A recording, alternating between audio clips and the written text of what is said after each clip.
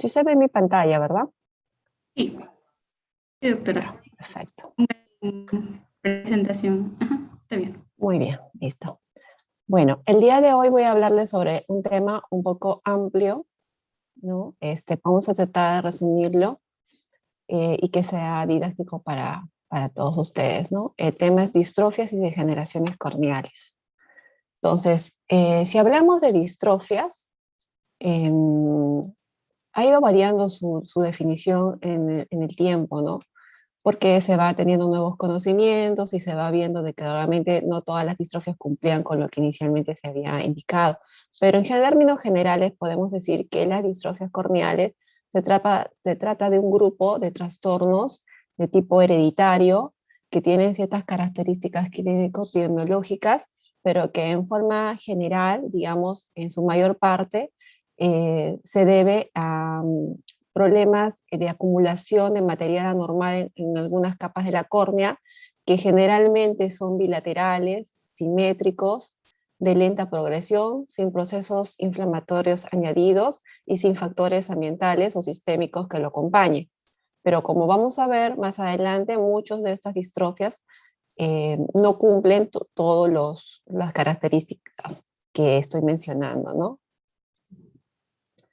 Sobre los factores de riesgo, acá principalmente tenemos el factor hereditario, es un punto muy importante en la mayoría de ellos, y con respecto al género, afecta a ambos sexos, excepto la distrofia de Fuchs, que generalmente afecta más a mujeres, ¿no?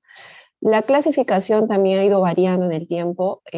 Actualmente hay una clasificación que la dicta a nivel internacional el IC3D, que la clasifica en 4 categorías de acuerdo a las características genéticas, si hay un conocimiento completo de la distrofia o todavía está en estudio.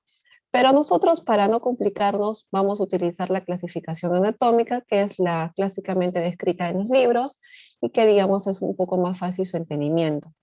Entonces, lo vamos a clasificar de acuerdo a las capas que principalmente estén afectando.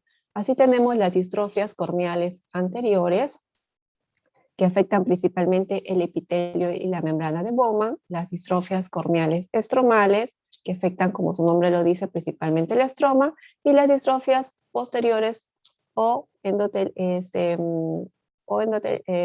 posteriores, perdón, que afectan lo que es el endotelio y la membrana de Descemet, ¿no? Entonces, el cuadro clínico, digamos, si hablamos en términos generales, la mayoría van a ser asintomáticas, al menos en sus estadios iniciales, ¿no? Posteriormente ya van a empezar a presentar más manifestaciones de acuerdo al avance de la enfermedad, pero digamos, podemos, estos síntomas los podemos dividir, digamos, en 3 grupos, de acuerdo al tipo de distrofia que estamos, o frente a qué distrofia estamos, ¿no? Por ejemplo, las distrofias anteriores, que generalmente dan erosiones recurrentes, etcétera, vamos a tener pacientes que se quejan de sensación de cuerpo extraño, fotofobia, a veces dolor, o en casos en que ya o está por bastante tiempo con estas erosiones, empieza la cicatrización a desarrollar un astigmatismo irregular. En las estromales, en cambio, también se puede dar la sintomatología anteriormente descrita, pero sin embargo, en su mayor parte, digamos, al menos el síntoma más predominante va a ser el deslumbramiento y ya en etapas más avanzadas la ceguera, ¿no? Y las endoteliales, edema corneal y en muchos de esos, no en todas, pero en muchas de estas distrofias pueden conducir incluso a la ceguera, ¿no? Entonces, como ustedes pueden ver, entonces los 3 grupos principales de distrofias, a su vez, digamos, dentro de estos grupos tenemos varios tipos de distrofias. Vamos a hablar, digamos, de las más conocidas, de las más estudiadas, ¿no? Porque hay más de las que estoy ahorita mencionando. Entonces, empezamos con las distrofias anteriores superficiales, que tenemos la microquística de Cohen, la Meesmann, la Reisbachel y la Thies-Behnke. Entonces, en las distrofias anteriores, la distrofia de Meesmann, digamos, vendría a ser como una distrofia tal cual, ¿no? Como las características que más o menos que mencioné al inicio, Incluso, digamos, algunos dicen que es la única distrofia de las distrofias anteriores que realmente es así como tal, ¿no? Sobre todo de las superficiales. Porque acá sí se presenta desde la infancia con mutación, se ha encontrado en la mutación en la queratina K3, K12, se presenta como quistes intraepiteliales. Eh, realmente digamos, es muy rara su presentación, pero podemos ver, puede que podamos ver de vez en cuando, ¿no? Yo creo que más que todo puede estar muy subdiagnosticada, ya que al ser asintomática, entonces, y se presenta desde la infancia, muchas veces pues pasa desapercibida, ¿no? Hasta que por algún otro motivo, van a la consulta generalmente ya de adultos y, digamos, encuentran estas lesiones que probablemente las tuvo desde la niñez, ¿no? En algunos casos, cuando empiezan a producirse erosiones, puede haber sintomatología de sensación de cuerpo extraño, irritación, sin embargo, conservan la visión hasta, digamos, con buen pronóstico, no llega, digamos, a afectar realmente la agudeza visual. Entonces, esa es la distrofia de Mess. La distrofia microquística de Cogan, esta no tiene un carácter hereditario, por tanto, algunos piensan que realmente no se trata de una distrofia, sino de una degeneración. A veces esta distrofia, muchas veces se ha visto que es posterior a eventos traumáticos, entonces traumatismos en la córnea, que digamos ocasionan estos problemas, ¿no? Lo característico de esta distrofia, que está afectando principalmente lo que es la membrana basal del epitelio, empieza a haber estas lesiones o estos patrón característicos en el epitelio que podemos ver en la lámpara hendidura, estas zonas, ¿no? Tipo mapa, que por eso le llamamos distrofia mapa punto huella.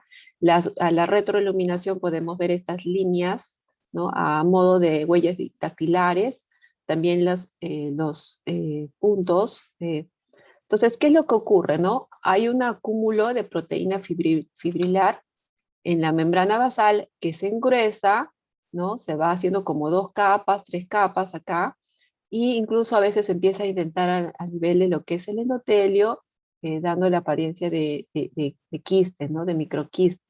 Entonces de ahí viene también su nombre, su otro nombre que es microquística.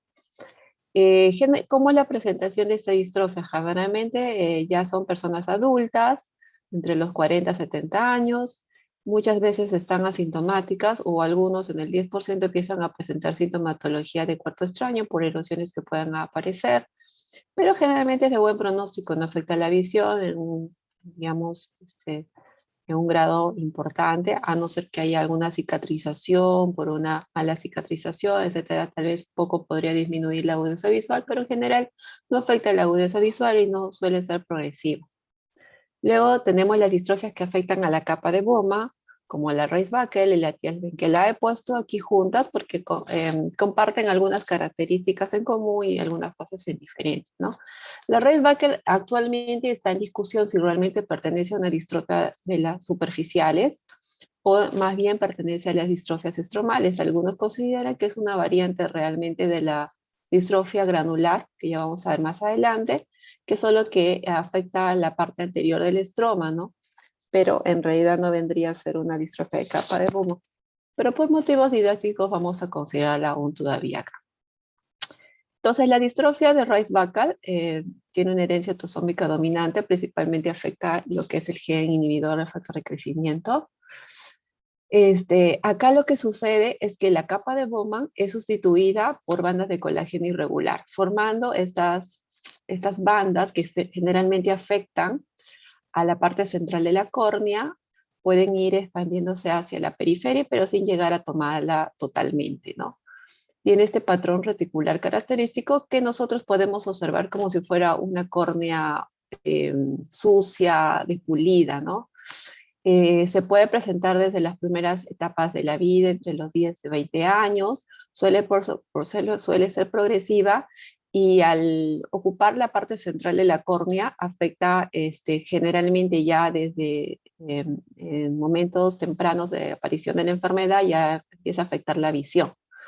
También puede haber erosiones en casos que ya afecten lo que es el epitelio, con sensación de cuerpo extraño, pero principalmente el caso sintomatología es la disminución de la agudeza visual, ¿no? En la microscopía electrónica vamos a ver que estas fibras de colágeno que están reemplazando la capa de goma tienen características de, digamos, en bastoncillo, ¿no? Que lo va a diferenciar de la Thiel-Behnke, que es de otra forma, ¿no? Que generalmente tiene el colágeno rizado o los cuerpos de Curly que son patognomónicos. Con respecto a la Thiel-Behnke, entonces pasamos a esta. Acá la capa de goma, en cambio, a diferencia de esta que estaba sustituida por capas de colágeno irregular, acá lo sustituye una capa fibrocelular. Perdón. Entonces, al igual que la Reisbachel también es progresiva, se presenta desde la infancia, pero acá la diferencia es que la afectación de la visión, si bien es cierto, se puede dar, generalmente es más tardío. ¿Por qué? Porque esta distrofia generalmente no afecta de inicio el centro, ¿no? Más afecta hacia la periferia y progresivamente ya en etapas avanzadas de la enfermedad puede llegar a tomar lo que es el centro y tal vez disminuir recién la agudeza visual. Entonces su afectación visual es mucho más tardía de lo que se presenta en la Reisbachel, ¿no?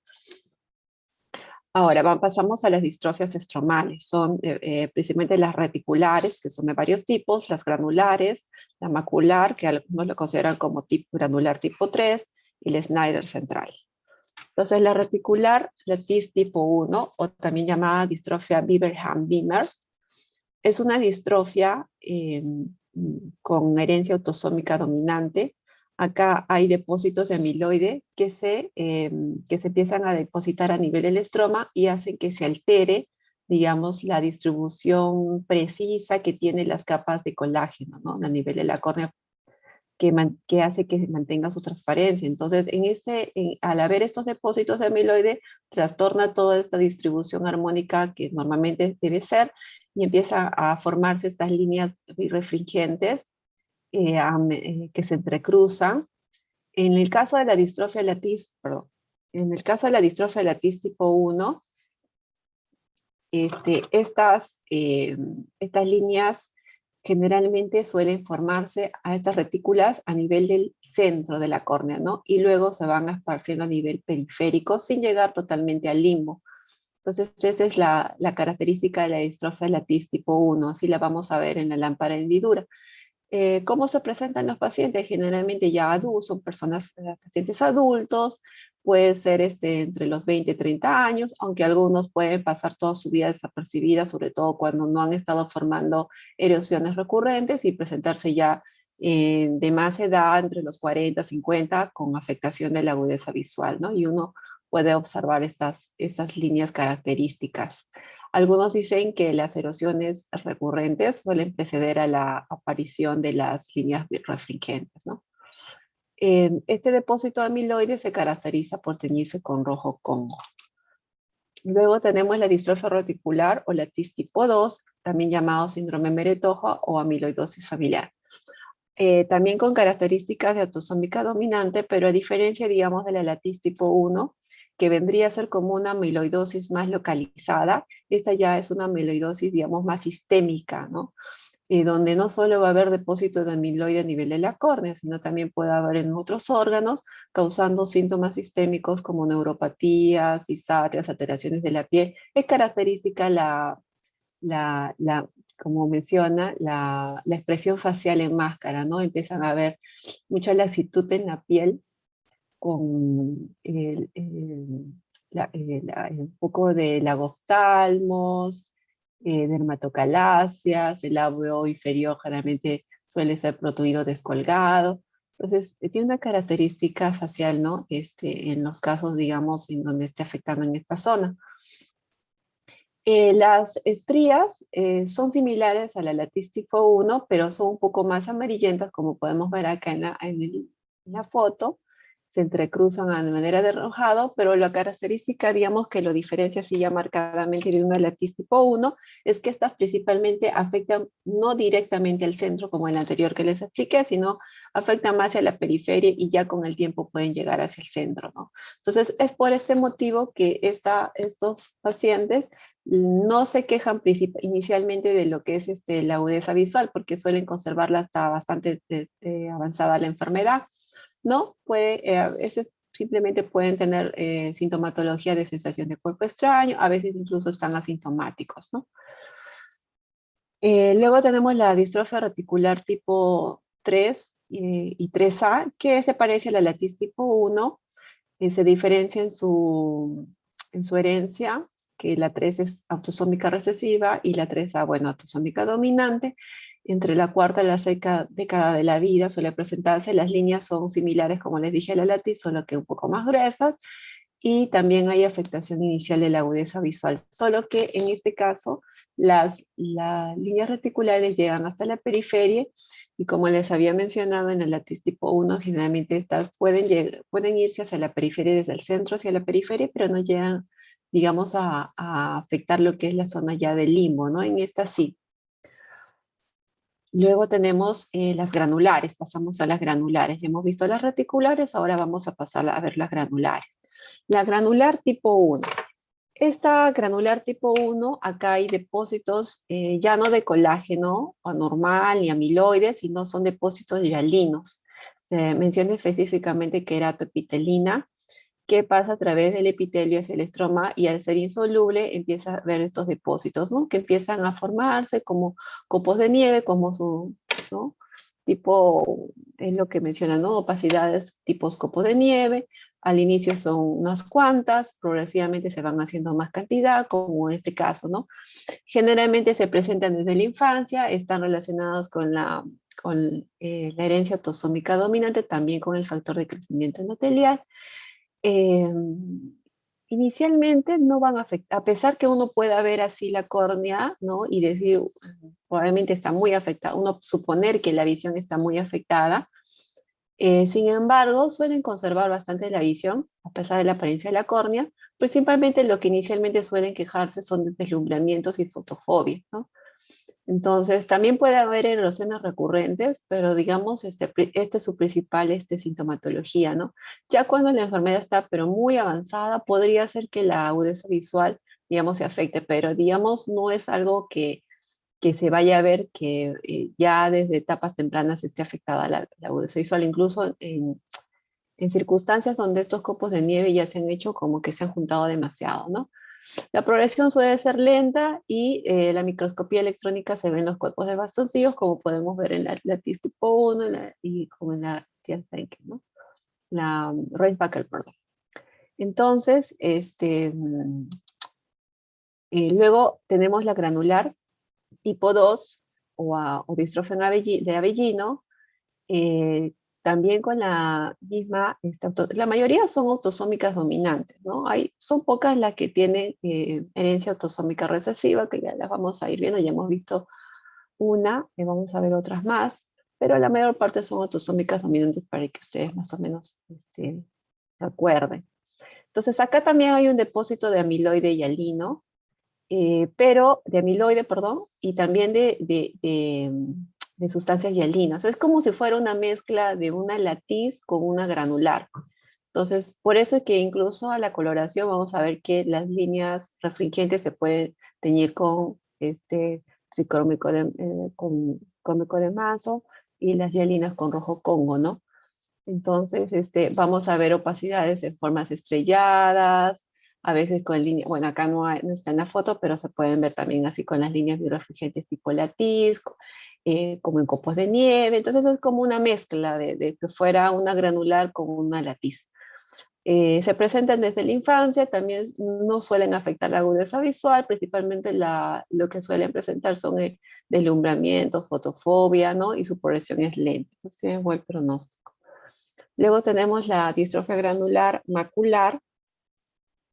Esta distrofia, acá sí hay afectación de la agudeza visual, ¿no? A diferencia de las dos anteriores. Y también lo que se diferencia, perdón, es, ¿no? Como les mencionaba, que la mayoría eran una herencia autosómica dominante, en este caso es una de las pocas que tiene es autosómica recesiva, ¿no? Es por este motivo que probablemente suele ser grave, felizmente rara. Acá hay depósito de glucosaminoglucano que afecta todo el espesor de la córnea, incluso puede llegar a afectar lo que es la membrana de DSM y el endotelio, que en las anteriores no lo mencioné, pero si bien es cierto en etapas avanzadas de la enfermedad de una latiz o de las otras granulares, pueden llegar a afectarse casi toda la córnea, pero generalmente siempre respetan lo que es la membrana de TSM y el endotelio, no las llegan a afectar. En cambio, en estas sí se afecta, ¿no? Incluso desde etapas tempranas de la enfermedad. Entonces, formando las gutas que nos hacen recordar a una distrofia, a la FUSH, ¿no? Estas, eh, digamos, opacidades, si ustedes se dan cuenta en las fotos, hay como una neblina entre las opacidades redondeadas, ¿no? Muy diferente de lo que, por ejemplo, puede ser una granular tipo 1, en donde también puede haber así opacidades redondeadas, pero entre opacidad y opacidad suele haber córnea clara. En este caso no, hay como si fuera una neblina, ¿no? Aparte de las opacidades redondeadas. Entonces, eso es lo que ocasiona que, digamos, la agudeza visual se afecte tempranamente. Suele ser muy severo incluso, ¿no? Acá, a diferencia de las anteriores, no, que generalmente ya en estadios avanzados puede haber también erosiones, en esta no suele haber, ¿no? Es muy raro encontrar erosiones y por tanto no es sintomatología asociada a esta, ¿no? Luego tenemos la distrofia de Snyder central o cristalina. Acá los depósitos son de fosfolípidos y colesterol a nivel del estroma. Lo que no suele afectar, a pesar, mire, de la apariencia, generalmente la visión suele estar conservada hasta bastante avanzadas, etapas avanzadas de la enfermedad. Más que todo son deslumbramientos, lo que los pacientes pueden quejarse, pero lo importante aquí es que si nosotros encontramos este tipo de distrofia, hay que tener en cuenta que suele estar asociada con problemas de los lípidos a nivel sistémico, generalmente hiperlipemia, ¿no? Entonces, eso sí podría conllevar algún riesgo de salud para el paciente, más grave de lo que podría ser la afectación ocular, ¿no? Problemas cardiovasculares, las coronarias. Entonces, hay que hacerle siempre sus exámenes de lípidos y informar bien al paciente, ¿no? Para que se pasen a otras especialidades y digamos, tenga una revisión general. Entonces, otra cosa que podemos encontrar asociados son los sarcojuveniles. Como les dije, bueno, esto está asociado con los fosfolípidos, entonces sí se puede presentar esto también. Generalmente su progresión es lenta, puede estar asociado con otras enfermedades como problemas articulares, en los cartílagos, etcétera. Y en algunos casos, bueno, su distrofia se llama cristalina porque se encontró que habían cristales de colesterol a nivel del estroma, pero no se presenta en el 100% de los casos, más que en el 50%. Luego tenemos, acabamos con las distrofias estromales, pasaremos a las distrofias endoteliales, y acá principalmente vamos a hablar de estas tres, ¿no? Sobre la distrofia endotelial de Fuchs, digamos, es una de las distrofias más frecuentes que vamos a poder ver. Digamos, en segundo lugar podría ser la distrofia de Lattice tipo 1, pero digamos, esta tendría que ser como de la más frecuente, ¿no? En esta distrofia no tiene una herencia conocida, afecta principalmente el endotelio. En algunos casos se puede, han determinado que es una herencia autosómica dominante. Como les dije al inicio, es más frecuente de ver en mujeres entre la cuarta y quinta década de la vida. Aquí el problema es que se produce un depósito anormal en la membrana basal del endotelio, en la DSM, con depósito de colágeno anormal, que empieza a identar en el endotelio, y esto a veces, y esto ocasiona que el número de células endoteliales empiece a disminuir, ¿no? Entonces, al inicio, esta enfermedad se va a dividir en tres etapas. Al inicio, en la primera etapa, el paciente puede estar asintomático, podemos nosotros nada más diagnosticarlo cuando lo examinamos a la lámpara de hendidura, y hay que tenerlo mucho en cuenta, sobre todo las personas que operamos catarata, porque no sabemos en qué paciente pueda estar con este tipo de distrofia, ¿no? Entonces, podemos observar el corte como un aspecto de metal repujado, ¿no? Que vendría a ser las gutas que dan esta apariencia. Entonces, en estos casos hay que advertir al paciente que está presentando esta distrofia y que, digamos, con el tiempo va a necesitar probablemente un trasplante de córnea, ¿no?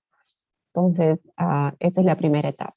La segunda etapa, cuando ya la cantidad de células ha disminuido tanto que ya no empieza a funcionar bien las bombas de sodio de potasio que mantienen la transparencia de la córnea, entonces empieza a haber un edema corneal, que al inicio suele ser nada más que en las mañanas y luego mejora en el transcurso del día. Y eso se debería a que en la noche, al estar con los ojos cerrados, bueno, se evita el efecto de la evaporación y esto ocasiona pues que se empiece a, digamos, a descompensar un poco la córnea. Luego pasamos a una tercera etapa donde ya la edema corneal es permanente, incluso va aumentando con el tiempo y empiezan a formar ya edema epitelial con bulas, erosiones, ¿no? Ya en este momento el paciente ya suele tener toda la manifestación florida con disminución de la agudeza visual marcada, con sensación de cuerpo extraño por las erosiones, ¿no? Felizmente la progresión entre el estadio 1 hasta el estadio más avanzado puede tomar entre 10 y 20 años, o sea, no es relativamente tan rápido. Sin embargo, esto podría variar también un poco, ¿no? Pueden llegar a un déficit visual severo ya en etapas avanzadas de la enfermedad. Acá un poquito ampliamos un poco sobre, digamos, en qué momento o cómo se debería tratar un paciente con este tipo de distrofia y que además tenga catarata, ¿no? Pues algunos consideran o consideraban más, ya estaba dejando un poco de lado esa forma de actuar, que generalmente se le decía al paciente, bueno, usted tiene esta distrofia, mejor no se opere, no se toque el ojo y hasta que la catarata se avance, digamos, se pensaba que era la mejor forma de actuar, ¿no? Sin embargo, últimamente está cada vez más en boga ya con los avances de la tecnología y todo, mejores viscoelásticos, ¿no? Mejores técnicas quirúrgicas. Entonces, proponer al paciente ya operarse desde estadios tempranos de la catarata apenas aparezca, con la finalidad de que tenga más chance la córnea de, digamos, tolerar este este tipo de cirugías, obviamente cuidando bien la córnea, porque, digamos, al esperar que la catarata avance, pues vamos a hacer primero que ésta se engruese, disminuye la cantidad, la amplitud de la cámara anterior, la córnea también esté más, digamos, más débil. Entonces, va a ser más probable que haya una descompensación inmediatamente después de la cirugía, ¿no? Además, también la otra cosa que se ve es que al ya ser operada la catarata, si ya con el tiempo en algún momento empieza a necesitar un trasplante de córnea, va a ser más sencillo este procedimiento ya teniendo la catarata operada, ¿no? Bueno, luego pasamos a la distrofia polimorfa posterior. Este es otro tipo de distrofia endotelial, también afecta, como su nombre dice, al endotelio. Hay una metaplasia epitelioide del endotelio. Entonces empiezan a formar estas características a nivel del endotelio, ¿no? Que podemos observarlo así, más o menos, son sutiles, mínimas. Muchas de estas, como se presentan al nacimiento, poco después, probablemente el papá ni nadie se dé cuenta, así que pueden pasar fácilmente subdiagnosticadas, porque generalmente además son asintomáticas. No afectan la agudeza visual, o sea, en realidad, digamos, relativamente son benignas, ¿no? El problema nada más aquí es que además puede estar asociado con otros problemas, como membranas en el iris, sinequias, sobre todo glaucoma, ¿no? Entonces, si nosotros encontramos este tipo de distrofia en algún paciente, digamos que tal vez esté siendo evaluado por otra cosa y nosotros llegamos a encontrarle este tipo de características en el endotelio, entonces siempre no olvidar hacer el descarte de glaucoma, ¿no? Porque suele estar asociado. Ya. Después tenemos la distrofia endotelial hereditaria congénita, también autosómica dominante, se presenta también en el nacimiento, pero en esta sí va a haber una opacidad difusa de la córnea, porque la membrana de Descemen está engrosada y hay escasa o ausente endotelio. Es como que nace sin endotelio. Entonces, por tanto, ya uno debe suponer que la córnea se descompensa, hay un edema difuso, generalmente bilateral, aunque puede ser asimétrico, el grado en que esté opaca la córnea en realidad va a variar, es un poco variable de paciente a paciente, pero en general en la mayoría de los casos afecta bastante lo que es la agudeza visual. Entonces, en estos casos, lo ideal sería pues hacer un trasplante de células, puede ser un DICEG, un DIMEC, ¿no? Pero nada más acá el problema es la edad, ¿no? Que gente, digamos, son pacientes pues, neonatos, entonces a veces puede complicar eso, hay que necesitaría, digamos, eh, digamos, mucha compromiso por parte de los padres, que se tengan todos los materiales, digamos, necesarios, etcétera. Pero acá, otra cosa que hay que tomar en cuenta, muchos de estos pacientes a veces suelen ser confundidos con glaucoma congénito, ¿no? Que es una patología más frecuente que esta. Entonces, incluso a veces pueden tratarlos ya de glaucoma, las han operado, etcétera. Ese es el problema, ¿no? Que no, acá, digamos, se diferenciaría porque acá no va a haber su córnea es de tamaño normal, ¿no? La impresión está normal, ¿no? Porque no está asociado esto con presión ocular. Entonces, digamos, se llega a veces a esta conclusión errónea por mala evaluación. Entonces, tener muy en cuenta esto cuando nosotros estemos ante un caso de un posible glaucoma, siempre tener en cuenta que no vaya a ser una distrofia endotelial hereditaria congénita, que no es muy frecuente, pero se puede dar, ¿no? Bueno, acá como les mencionaba, otros diagnósticos diferenciales pueden ser por la psicosis, traumas al nacer, infecciones por rubiola, esclerocornia, bueno, etc.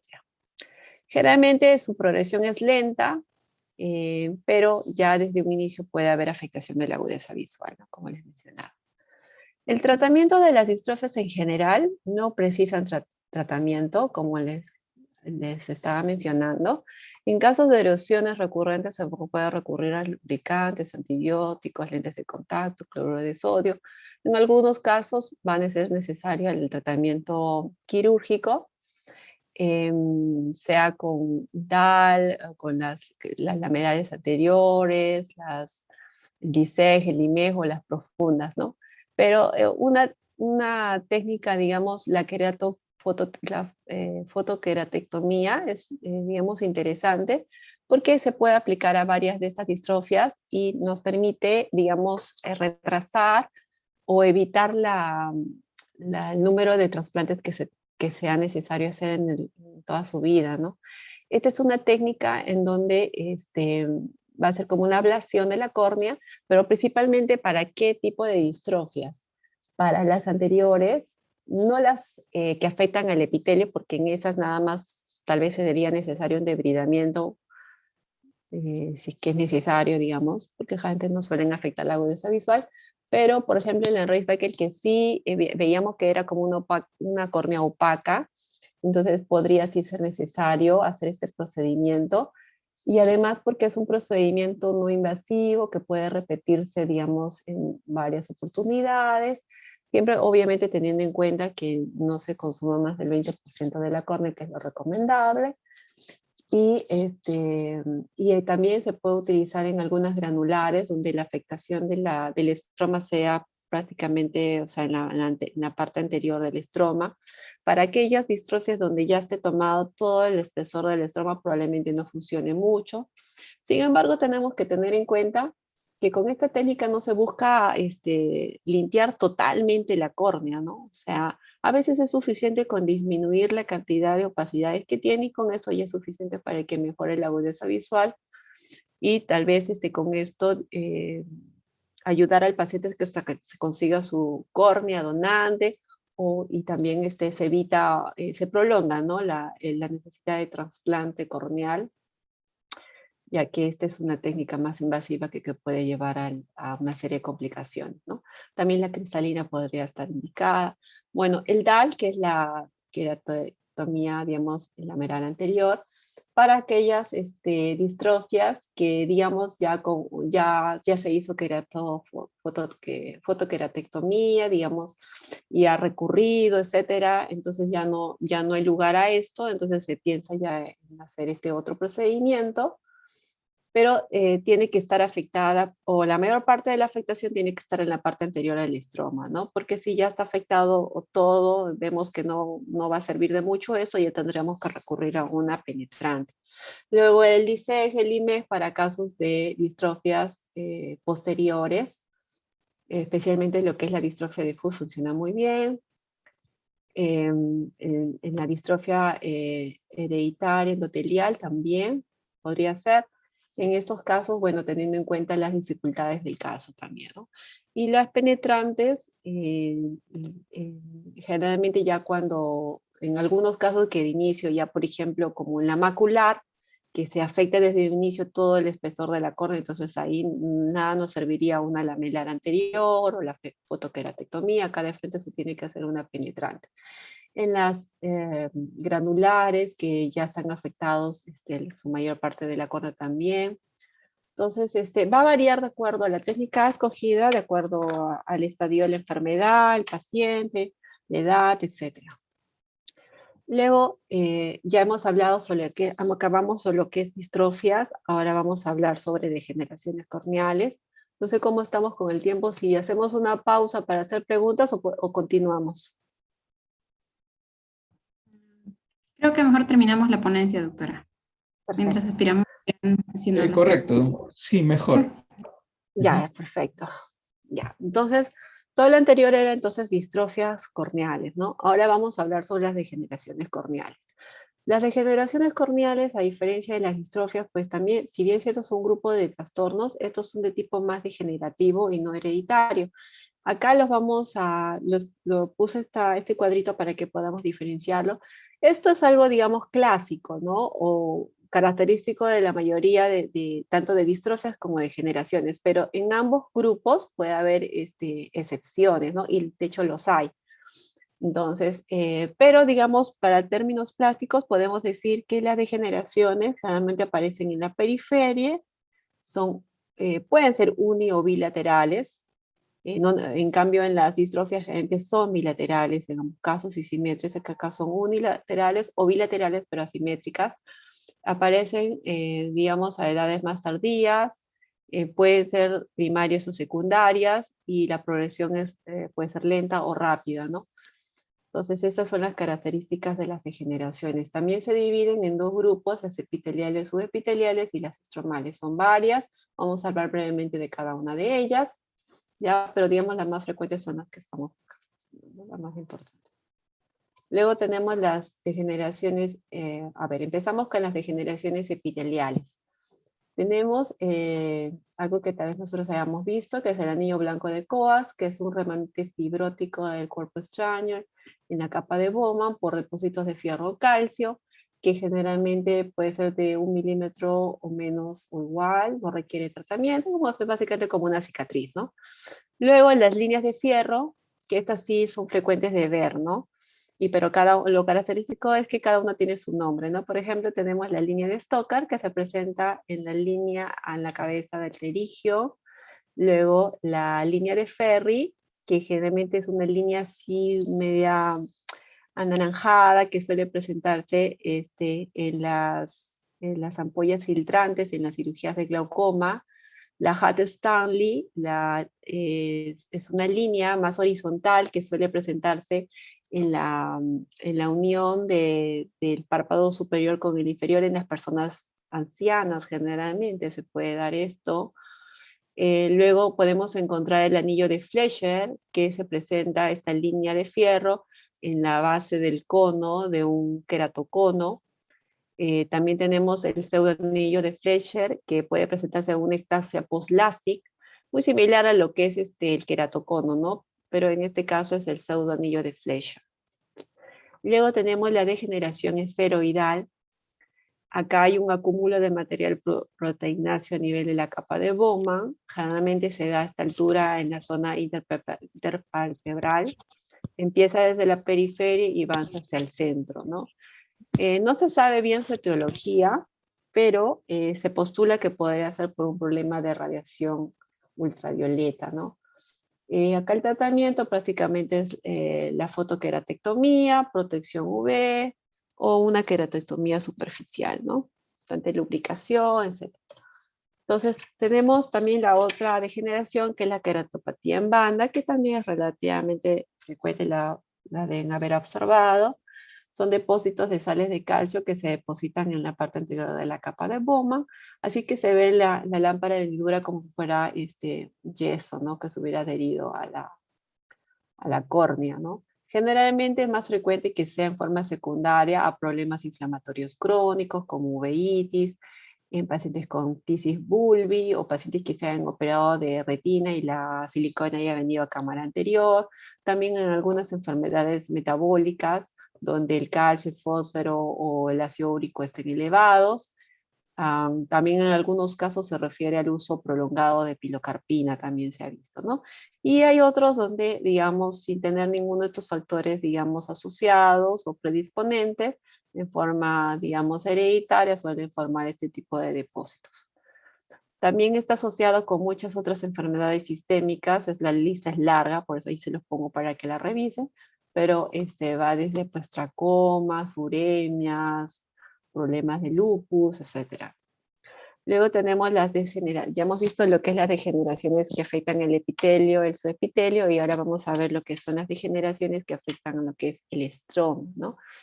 En esto, el conocido arco senil, que la mayor parte de personas ancianas lo tiene, es un depósito lipídico en el estroma, realmente lo que estamos observando. Lo característico es que empieza en la parte superior, luego en la inferior y ya luego a veces va en forma circular en toda la córnea, ¿no? Es benigna, no afecta la agudeza visual, no tiene mayor riesgo, pasa nada, ¿no? Son inocuas. La única importancia que hay que tener en cuenta es que si nosotros vemos esto en un paciente de menos de 40 años, sí hay que tomarlo en cuenta, podría tratarse de un caso de hiperlipoproteinemias, entonces hay que pedirle los exámenes correspondientes, advertir al paciente que no es usual ver esto en él, que probablemente debe estar asociado con alguna enfermedad de los lípidos en forma sistémica, ¿no?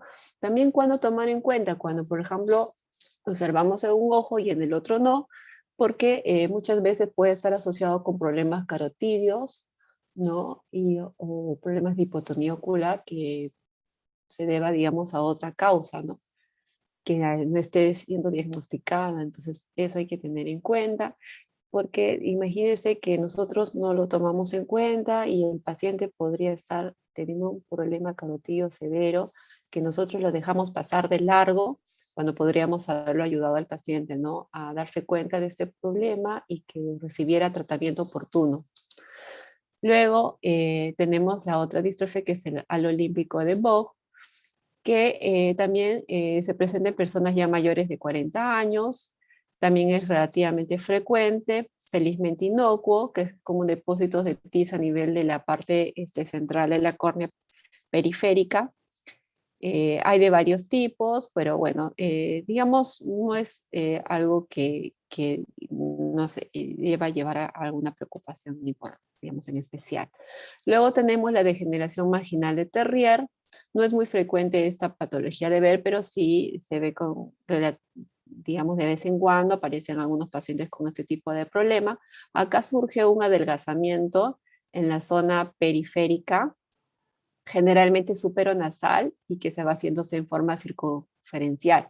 No está asociado, ¿no? Por ejemplo, en este caso no está asociado con procesos inflamatorios. Entonces, y ya cuando esta enfermedad está un poco más avanzada, empiezan a producirse problemas de astigmatismo contra la regla, severos, aunque de inicio sí ya la podrían presentar también, ¿no? Porque al estar adelgazada la córnea, entonces sí hay un cambio en el poder de esta. Entonces, su perforación es rara, salvo que haya algún trauma, y el trasplante básicamente es un trasplante córneo-escleral. Entonces, ¿cuándo se hace ese trasplante? Generalmente cuando el riesgo de ruptura es inminente, hasta que está demasiado adelgazada, o si está causando demasiados problemas al paciente por el astigmatismo irregular que genera, ¿no? Y la visión ha bajado demasiado, entonces en estos dos casos podría, digamos, plantearse ya hacer un trasplante córneo-escleral. Luego tenemos otras distrofias, digamos, inocuas, como son la piel de cocodrilo, la córnea farinata, que básicamente es para que nosotros podamos saber, porque a veces podemos verlas en la lámpara hendidura, este tipo de córneas raras y no saber de qué se trata, ¿no?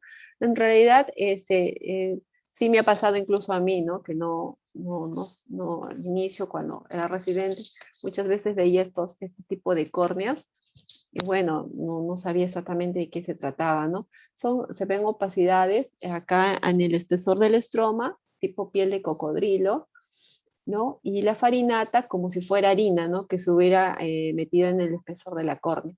Son asintomáticas, el paciente ni cuenta se da, generalmente viene por otros motivos a la consulta, pero más que todo queda como un hallazgo porque tampoco no requiere tratamiento, ¿no? Luego tenemos los nódulos de Salman y la queratopatía lipídica. Los nódulos de Salman son estas opacidades estromales grisáceas azuladas, generalmente sobrelevadas. Nosotros al hacer el corte vamos a ver que esto está sobrelevado, no es como un leucoma. Generalmente es secundaria a procesos infecciosos como el tracoma, ¿no? Entonces dan este tipo de cicatrices.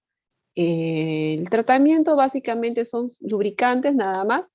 Si fuera muy marcado el sobrelevamiento y no mejora con los lubricantes, el paciente está muy fastidiado, podría, digamos, pensarse en tal vez hacer un DAL o algún procedimiento, una querarectomía superficial, ¿no?